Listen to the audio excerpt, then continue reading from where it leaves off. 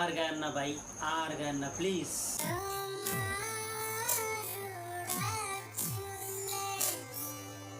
क्या बात है भाई, तो पूरा ही कमाल कर दिया आपने तो। करे फैंटास्टिक। আসসালামু আলাইকুম রহমতুল্লাহি ওয়া বারাকাতুহু। ভাই ও বোনেরা, আপনারা কেমন আছেন? আশা করি ভালো আছেন। কিছু কিছু পাগল ছাগল আছে রে ভাই, এই সমস্ত পাগল ছাগলের কারণে আমাদের আজকে কবি অঙ্গনের এই বদনামগুলো হয়। পাঞ্জাবি লাগায়া, সুন্দর করে টুপি দিয়া, আবার পাগড়ি দিয়া সুন্দর করে টিকটক ভিডিও করতেছে, আবার কি গানের লিপস্টিক, আবার আরও অনেক বাজে বাজে যে সমস্ত কাজ তারা টিকটকের মধ্যে করে।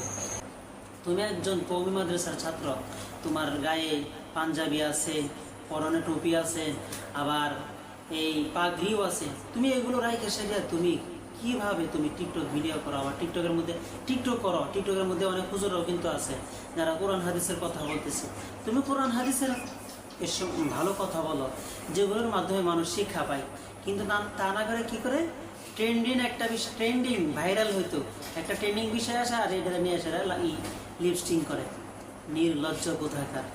এখনো সময় আছে ভাই, যে সমস্ত ছাত্র ভাইয়েরা, এই কওমি অঙ্গনের ছাত্র ভাইয়েরা এই যে গানের লিপস্টিক বা এই সমস্ত কাজ করো, তোমরা এই পথ থেকে ফিরে আসো। টিকটক করো ভালো কথা, কিন্তু কোরআন হাদিসের আলোকে মানুষদেরকে বুঝাও, যাতে মানুষ ভালো কিছু বুঝতে পারে। আশা করি বুঝতে পারবা। আর যদি না বুঝো, একদম পুরা ধুয়ে দিব মানুষ, এমনভাবে ধুয়ে দিব সাবান শ্যাম্পু লাগতো না, এরকমভাবে ধুয়ে দিব। তখনও বলতেছে সোজা হয়ে যাও।